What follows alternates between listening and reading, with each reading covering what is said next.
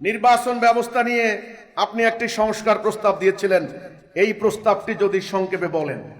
দেখেন, নির্বাচন ব্যবস্থা নিয়ে আমি প্রস্তাব দিয়েছি, বিদ্যমান রাষ্ট্র ব্যবস্থা যেটা চলছে এটা সংস্কারের কথা বলেছি। তারপরে নির্বাচন ব্যবস্থা আমি যেটা প্রস্তাব দিয়েছি সেটা হলো, এই যে এখন নির্বাচন হচ্ছে, নির্বাচন এখানে গণতন্ত্রের কথা বলা হচ্ছে, গণতান্ত্রিক অধিকার, ডেমোক্রেটিক রাইটস বলা হয়, গণতান্ত্রিক অধিকার। ওকে, সেটা কি? জনগণ তাদের নির্বাচনের মাধ্যমে জনগণের প্রতিনিধি, পছন্দের প্রতিনিধি গিয়ে রাষ্ট্র পরিচালনা করবে। এটা তার বাক স্বাধীনতা, এটা তার মানবাধিকার, এটা তার গণতান্ত্রিক অধিকার। কথাটা শুনতে খুব ভালো লাগে, এই জন্য এবারে কোটি কোটি ভোটার তারা প্রথমে ভোট দিয়েছেন এবং তারা বলে ভোট দেওয়া তাদের নৈতিক নাগরিক কর্তব্য। অনেক আলেম ওলামা ওয়াজ করেছেন যে এই ভোট দেওয়া তাদের ইমানই কর্তব্য, আমানত, এই আমানতকে নষ্ট করেন না।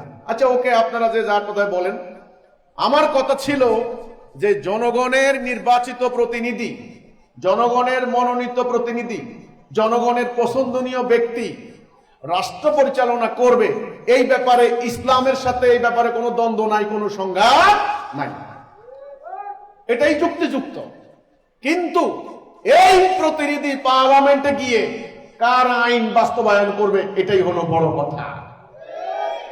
এই প্রতিনিধি পার্লামেন্টে গিয়ে যদি সেই ব্রিটিশের আইন বাস্তবায়ন করে, তবে তারা হয়ে গেল বিধাতা, বিধানদাতা।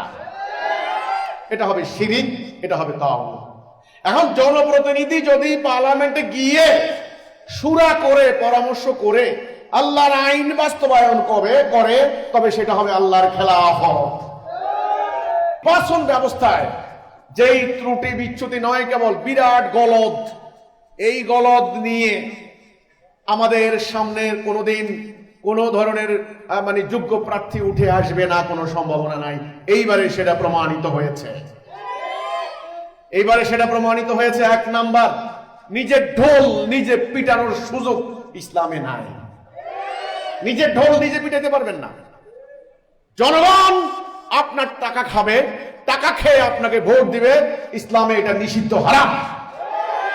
জনগণ টাকা খরচ করে আপনাকে নেতা বানাবে, আপনাকে আমির বানাবে, জনগণ আপনাকে খুঁজে বের করবে।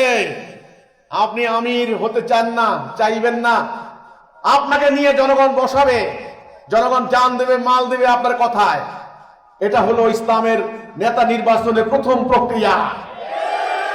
এরপরে ঋণ খেলাপি, মিথ্যা মামলা, এরপরে মিথ্যা কথা বলা, 2 নম্বরই টাকার মালিক, এগুলা তো কোনো প্রশ্নই আসে না।